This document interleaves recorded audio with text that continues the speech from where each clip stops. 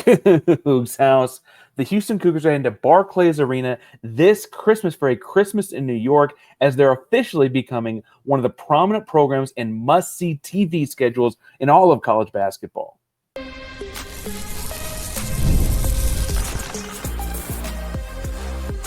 You are Locked On Cougs, your daily podcast on the Houston Cougars, part of the Locked On Podcast Network, your team every day. Welcome to Locked On Coogs, the daily podcast all about your Houston Cougars. I'm your host, Houston-born teacher and coach Parker Ainsworth, and whether you're a Houston fan or just a hater who came to stop by, thank you for making Locked On Cougs your first listen of the day, as you do each and every day here at Locked On Cougs. And join the conversation below, but you don't know what to say. Tell us what your Buc-ee's order is as of late. We are on the road, as you can see from the scenery behind me for the video audience. If it sounds a little different, that's probably why as well.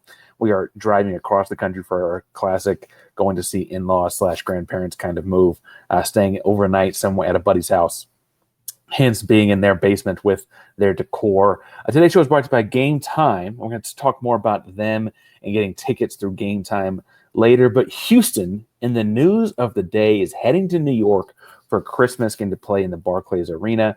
More on that in a second with the first segment. The second segment, I'm going to talk some about the softball coach. Been saying we're going to give more updates on this as we go. That got dropped today as well.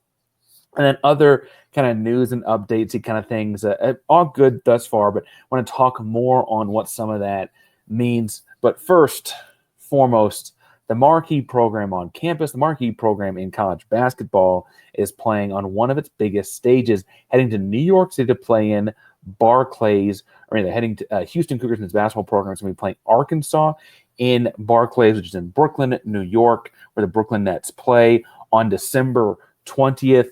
It does look as far as television goes, it is going to be somewhat paired with other big-time matchups that day. Tech and Duke play in Madison Square Garden in the next borough over of New York City. And Houston will be playing Arkansas, a longtime Southwest Conference rival, Arkansas in Barclays on the 20th. And this is awesome for Sampson, as Sampson's going to coach against another Hall of Fame caliber coach in John Calipari. Calipari just took that job at Arkansas, right? Really kind of rebuilt that program fast. And we're going to see it up close and in person, right, as Houston heads off to play them.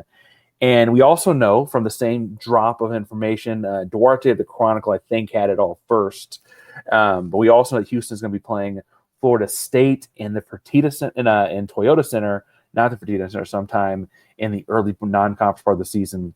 We also know Houston's heading to Birmingham to play Auburn in a, quote, neutral site, the same way they came to Toyota Center in Houston last year, where it's kind of like close but not the exact same thing as a home stadium. And if I were guessing based on where they are, Houston's got their Las Vegas NIL Players Era tournament over the Thanksgiving week. I imagine the tit for tat on Birmingham and Toyota would be in the early first week of the season, like it was a year ago. That worked out very well for Auburn's TV dollars. So I imagine it's going to work out the same thing there. You know that you've got this Arkansas game on the 20th that's been booked. I'd imagine that Florida State game at Toyota is probably some part either in mid-November or mid-December, because conference play for Houston will start off at the end of December. And Sampson likes to schedule these things a little bit more space and pace between them to kind of really use the time afterwards to grow and develop and work on whatever needs to be worked on afterwards, right? And that, I think, was the biggest complaint with the Las Vegas deal last year, was it was 3 games in 5 days, but 2 of them were back-to-back, and so suddenly you have all this downtime in between. But with Houston looking at the schedule, I think that we're seeing Houston inch closer and closer, slower than fans want it, but faster than a typical program would, towards becoming a national storyline whenever they play. You see the Blue Bloods, the UConns, the Kansases, the Carolinas, the Dukes, Gonzaga to some extent, because the conference they play in, they do it as well. They always have these treacherous non-conference schedules with big-time games against big-time opponents. Kentucky, right? And frankly, they're oftentimes one another, and they're throughout. They're in neutral sites. They're in the Jordan Brand Classic games. They're in the whatever site they need to be in, but you'll see these powerful matchups. And Houston typically had a few Power 4, Power 5 matchups when they're in the American Conference to make sure that they looked apart. And then when they moved into the Big 12, most Big 12 schools outside of Kansas don't do that very often. Baylor has every now and then, but it's not very consistent. And Tech has had the occasional, like this year, they're playing Duke in Madison Square Garden, occasional game or two, but nothing like they're working towards with McCaslin.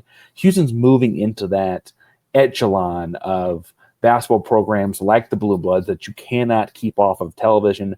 Fans want to see them play. And frankly, it also, I think, kind of just will help their national conversation around Houston.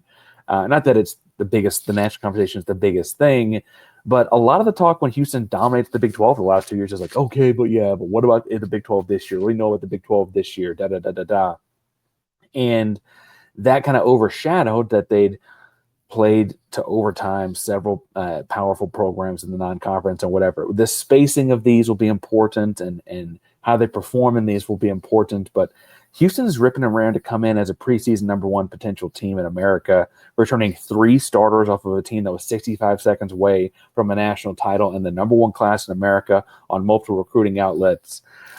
They will be a top caliber team entering the season and get chance after chance after chance to prove it. Now, I will also say that not only will they get to prove it on the floor, but the visual here and getting to play in Madison Square Garden and all of that's really, really important for the visibility of the program. Houston's becoming a national recruiting powerhouse. You look at the class 2025 that I mentioned earlier. They've got guys at top-end academies, Link, Wasatch. They've also got guys from like San Antonio Brandon High School's star Kingston Fleming's Gatorade Player of the Year in the state of Texas. Was a local kid in the sense that he was a Texas kid and is a fantastic fit with the program.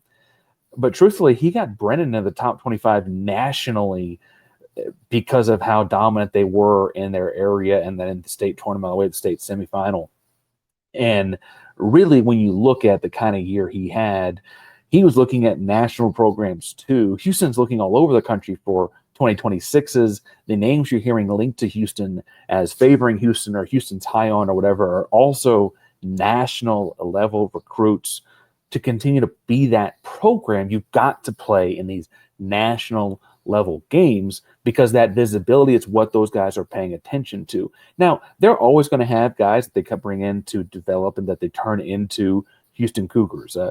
Emmanuel Sharp being a great example of one that's a senior this year, but look out for Chase McCarty this year after a year in the program. Look out for Jacob McFarland for 2 years in the program, Cordell Jefferson, Mercy Miller, guys that have been here as well, right, developing into what they turned. JoJo Tugler was not the same kind of national recruit, and he is going to be a favorite for Defensive Player of the Year after being a finalist a year ago, right?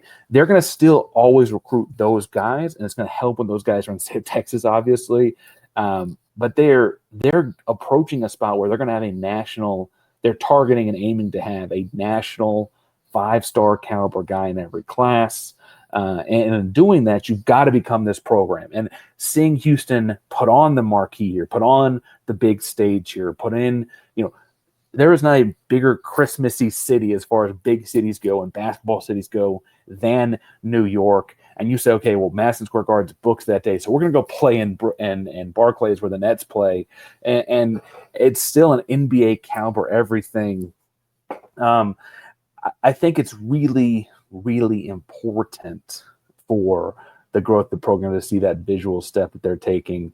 I also think for what it's worth that you're going to see it pay dividends on the back end, right? Eddie Nunez talked about the Final Four run, the win over Duke, what that meant for Houston from a financial perspective, playing Arkansas, which could also be a top 10 team, but the way Calipari his turnarounds have been in the past, that's going to be just as important, right? Playing Florida State, which has been a good program for the last decade, is going to be important. This is going to be a good non-conference slate. As we get more, we'll hit it here at Locked on Coogs. I want to get into more with the softball program as they're looking to kind of start their own rebuild of sorts here in the offseason. But before we get to any of that, I do want to remind you guys that today's show is brought to you by Game Time. So, look, playoffs, NBA Finals, Oklahoma City, Indiana, Jarris Walker at Indiana. Unbelievable set of playoffs this year. All the buzzer beaters, game winners, great performances all over the place. Game time helps you get into the action and feel that atmosphere. You want to get to New York to watch Houston at Barclays? Game time is the place to do it for best last-minute deals. The closer you get to tip off, the lower the prices go. You get to see what it's going to look like from that seat, in that row, in that section for that type of event. I like the game time guarantee. You can make sure you're getting the best deal. Find the same section and row for cheaper at that event somewhere else. They'll credit you back 110% of the difference. No hidden fees, nothing crazy. You can do the all-in pricing, see exactly what you're going to pay at the end. Take the guesswork out of buying tickets with Game Time. Download the Game Time app, create an account, and use code LOCKEDONCOLLEGE, LOCKEDONCOLLEGE, Locked On College for $20 off your first purchase. Terms apply. Again, create an account and redeem code LOCKEDONCOLLEGE for $20 off. Download the Game Time app today. Last minute tickets, lowest prices, guaranteed. Park Rangers Locked On Coogs here, and the Houston Cougars softball program has their coach, Chrissy Schoonmaker. I'm going to get that right. I'm just going to go fast. I want to get all in here, but Chrissy Schoonmaker is the next head softball coach. She is the third coach in program history, and I think that's important to know when we talk about the rebuilding of this program. That it's still kind of an infant program in a lot of ways, and it's going to already be going on to this rebuild. And Eddie Nunez said that this was an exhaustive process where Coach Schmaker made continue to rise to the top. She has a track record of success in building a program and mentoring young women into the best teammates and versions of themselves. We're going to send that in a second. I am confident our softball program is in good hands, and that the support of the tremendous softball community in the city of Houston, the Cougars will compete at the highest level. Look, she was an assistant at Houston once before, about a decade ago. Her most recent gig, though, has been the head coach at George Washington. They were 113-92 while she was there, but she was the 2022 A-10 Coach of the Year. Also, they had a regular season championship in the A-10 that season. And familiarity with Houston, I think, played a big role here. I think also the fact that she was going to be moving up in like softball, she moved from the A-10 to Big 12, is important for why it was an appealing job to her. And you get someone as a good coach that you think is appealing to them. I do think that there's some, like a lot of people looking at this with a little bit of disappointment and dismay about like, well, what's really going on? Why couldn't we go get an assistant off of a top tier, someone from the Texas or Texas Tech staffs or whatever? And I would point out two things. One, in the Big 12, with investment from the fans in terms of NIL dollars, we did just see Texas Tech go on a crazy run with a great pitcher and coaching staff. The coaching staff was at like Louisiana, right? Like, ooh la la. And that I get that it's a little bit different and all of that because they also brought in a pitcher at the same time. But ultimately, what you're seeing here is, well, we're going to go do the same kind of thing. We're going to get a proven coach from a different like tier of softball and bring them in. We also know that when we watch softball and baseball, the diamond sports, right? The margin of difference between a top tier conference and a smaller conference and all that can be fairly minuscule. I mean, Coastal Carolina's in the College World Series, right? Like, this is not a crazy concept. Murray State's in the College World Series, not a crazy concept, right? It takes some good arms, some good bats, a little bit of luck, and it goes a long way, right? So I think that that is to say that getting a coach from the A-10 might not be as like sexy a hire as going and getting someone from the Texas staff or whatever. But I don't think that means it's a bad hire, and I don't think that that's a fair assessment on this. I do think what's interesting is that this is someone that the city and University of Houston knew, and that Eddie Nunez was so quick to point out that she's a track record of success in building a program and mentoring young women into the best teammates and versions of themselves. That line in particular of the announcement to me is important because I think that ultimately, whether it's the Scott and Holman conversations we've had with them in the past or whatever, right, we are looking at rebuilding a program that had a lot of at least reported turmoil. And I think from some very trustworthy sources, of stuff going on in softball program, right? And so bringing in a woman to take over that with that in mind, strong move. And I think it's hard to argue that's the wrong move at all. She herself, I guess, Coach Schoonmaker said, "I'm honored to join the University of Houston as the next leader for the softball program. I look forward to connecting with our remarkable student athletes and developing them into both champions in the classroom and on the playing field. Houston is an incredible school with a rich tradition of competitive excellence. The university is special and offers opportunity to young people that are life-changing. I look forward to making an impact on the lives of our student athletes and building this program into a contender in both Big 12 and national scene." Competitive stuff for sure throughout that, but she opens with saying, looking forward to connecting with remarkable student athletes. They're looking at both champions in the classroom and on the playing field, right? She's looking to build solid, strong people. This is a culture setting kind of reset of a move, and it's a program we know needed that. And regardless of what you think about our 113 and 92 record, or whatever you think about the A10 or George Washington or anything else about that, I do think that you could pull up that she had pitcher of the year in the conference, or that she had improved their wins, 230-win seasons, and all of that. I think that the big thing here, though, is this program has needed a new face for a second. It's a new face that's ready to do the work, and I don't think it's. I think that it's someone familiar helps with that, and that it's someone that understands the job at hand. Now, if she knew all the ins and outs of exactly where the program had gotten with Vesely before, that's hard for anyone to really know. But I do think that she understands that the rebuild hand is a big one and a steep one. She also knows that bat and ball sports are very big in the greater Houston area. There are really good softball players to be had at the University of Houston. I wonder if she can bring in Brooke or any of the other girls that entered the transfer portal, because it did feel like the couple of talented girls that, as far as batting average and stuff like that goes, did jump in. And so we'll see who can get out very quickly. Jumping in does not mean you're gone, right? You also know that Tech's roster looks like it's got girls flating it, new coaching change for them and all that, and girls need to find a new place to land. So we'll see where those things go. I like the hire a lot, because of the way they're talking about it. I'd be irresponsible, though, to not point out that there are some people who have told me in my poking and prodding around that this isn't a sexy hire, and that there was a real chance at other sexier hires and those kinds of things. And I get this, there are some disappointment surrounding that. I hope that disappointment doesn't lead to people not giving this a real chance. That doesn't seem fair to her, to the program, to the school, the girls playing.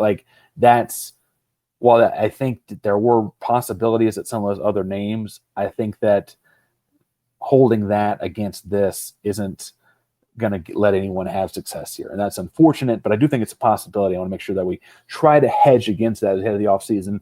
As more happens, Chrissy, or if you want to come on, let's talk. As more happens, I'd love to make sure we get to cover that a little bit more. I like the way the bat and ball sports spring plays out always.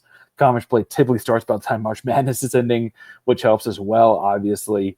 But we're going to keep an eye on that. As far as other updates and stuff like that go, we do have more to talk about with the rest of the Houston Cougars Athletic program, with some just kind of basic, make sure we're on the same page with some updates. But first,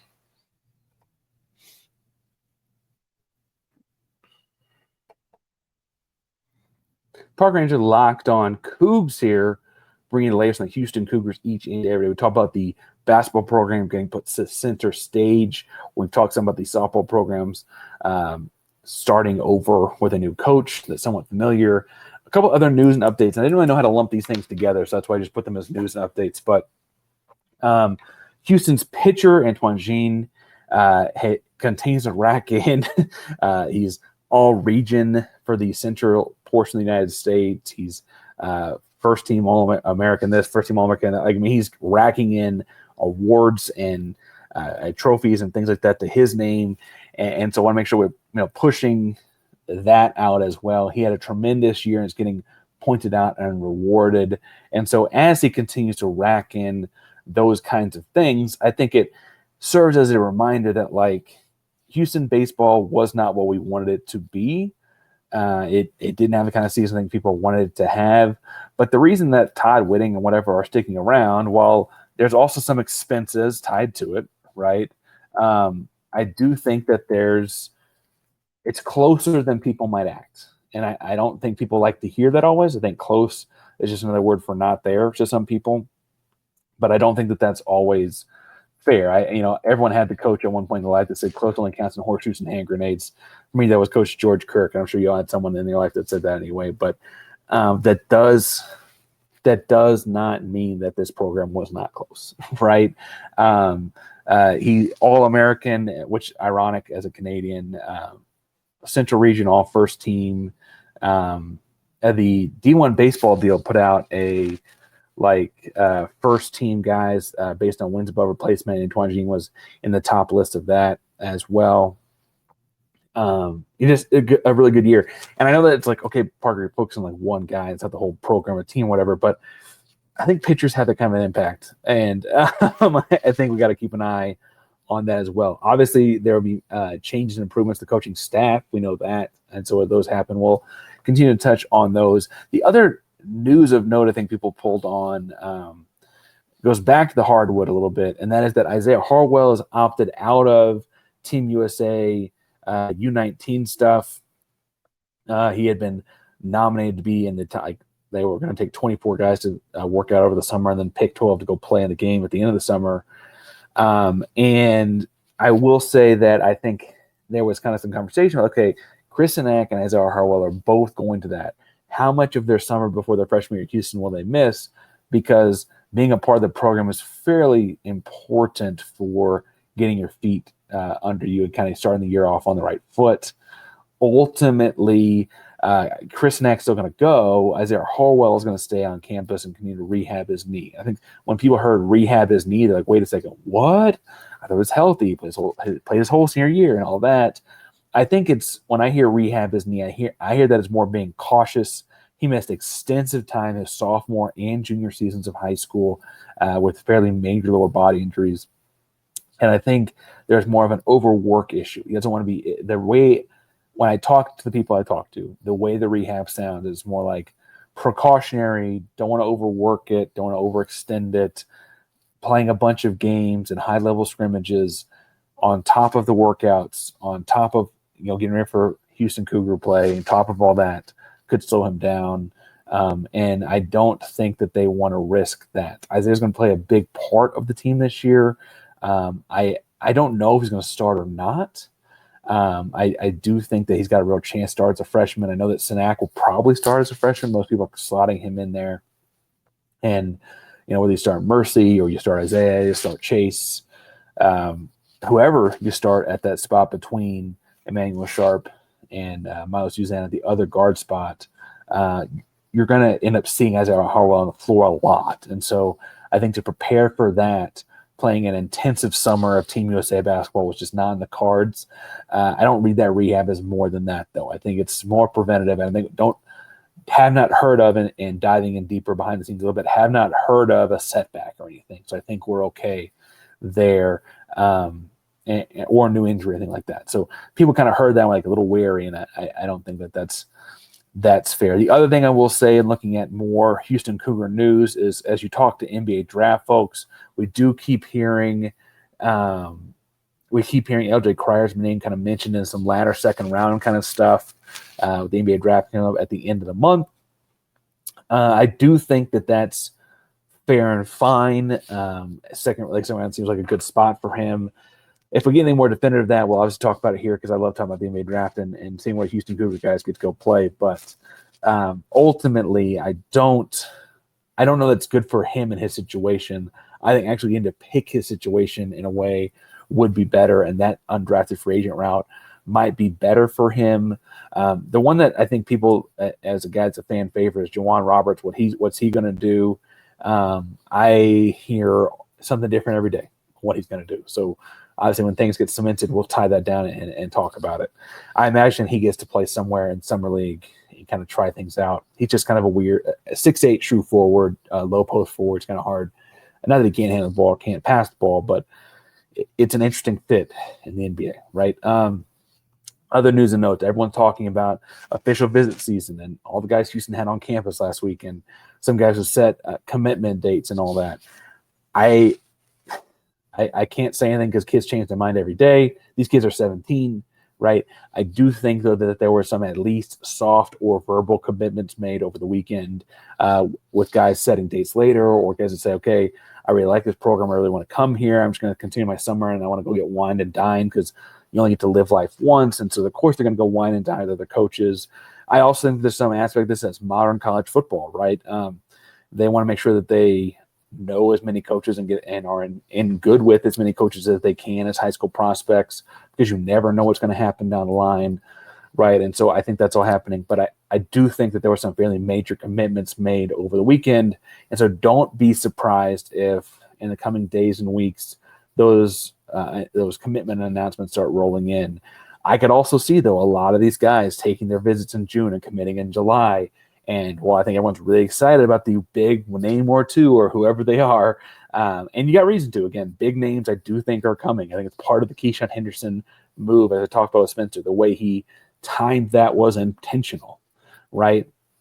I think that people want to bake the loaf of bread really fast. At some point, the bread just has to rise, right? You just got to let it rise as it goes. And you can do what you can to speed it up, but you can't just blink and let it happen, right? So Houston's in a good spot with that. Houston's going to continue to move forward with that. As commitments happen, obviously, Locked On Coogs here talking about this all the time. It's a little bit of a hectic schedule as we're driving across country this week. And it was a hectic schedule last week with the funeral and all of that. But we're here for you each and every day with something. Big 12 squad later this week. More commitment news as it happens. Can't wait to finish the off season with you and get into football season. So we'll probably get some preseason stuff with football in July as well. Big 12 Media Days is July. Hoping to set up some cool stuff for that. So all things moving forward here with Locked On Coogs each and every day. Locked On Coogs is going to continue to bring you the latest here each and every day. Locked On Coogs primarily Locked On. Oh, wait, back up. I should say, as chaotic as things may be with Big 12 and the House settlement and all that, for a second listen, do me a favor. I know some of you commenters, he's not your favorite. Go check out Drake Toll, Locked On Big 12. They're breaking down the House settlement. I thought we had a really good conversation with the squad show this week as well, so check that out. Locked On Coogs, primarily the Locked On Podcast Network. That means your team every single day. Go Coogs.